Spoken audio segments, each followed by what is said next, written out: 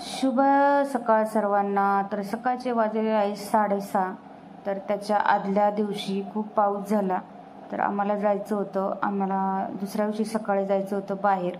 तर कुठं जाणार आहोत आणि कशासाठी जाणार आहोत, तर ते पाहण्यासाठी तुम्हाला व्हिडिओ पहिला पूर्ण पाहावा लागेल लास्टपर्यंत। तर आत्ता बघा किती पाऊस आणि रात्रभर पाऊस झाल्यामुळे चिखल झाला होता। तर हा आहे बघा किती रस्ता खराब झालेला आहे, सगळीकडे पाणी आणि चिखल झाला होता। तर सकाळचं कसं एकदम आणि वातावरण खूप थंड होतं, कारण का गावाला पाऊस चालू आहे। तर पावसाच्या आजूबाजूला छान वाटत होतं, पण थंडी पण तेवढीच वाटत होती, कारण का सकाळचं वातावरण गावचं ना खरंच खूपच भारी असतं।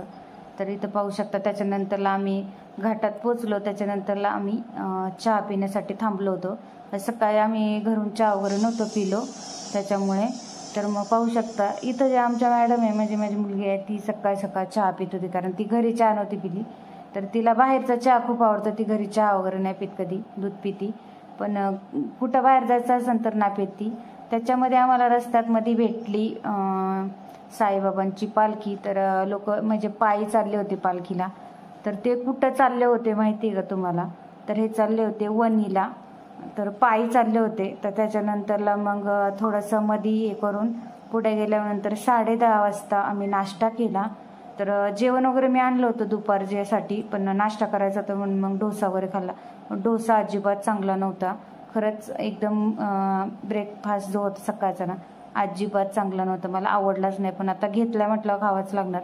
तर खाऊन वगैरे झालं, नंतरला परत ट्रॅव्हलिंगला लागलो। तर हे पहा किती ट्रॅफिकने खरंच खूप बसून गाडीमध्ये कंटाळा आला होता। तर आम्ही चाललो होतो वणीला, म्हणजे आम्ही होतो आता नाशिकमध्ये। खूप ट्रॅफिक होती ना, बसून असं अक्षरशः हे झालं होतं। तर हे कुठला रस्ता आहे, जे कोणी नाशिकला असेल त्यांना माहीतच असेल, तर नक्की कमेंट्स करून सांगा की हा रस्ता कुठला आहे, काय आहे। तर नाशिकमध्येच आहे, पण कुठे आहे ते नक्की सांगा। तर चला, बाय बाय।